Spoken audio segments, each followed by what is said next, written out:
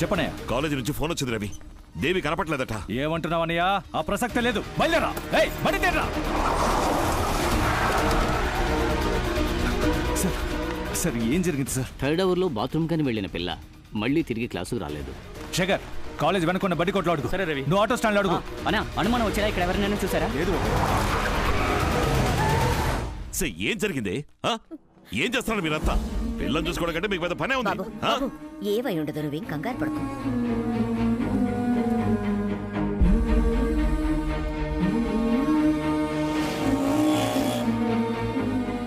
మా ఇంటి ఆడపిల్ల విషయం ఎవరికి చెప్పొద్దన్నా.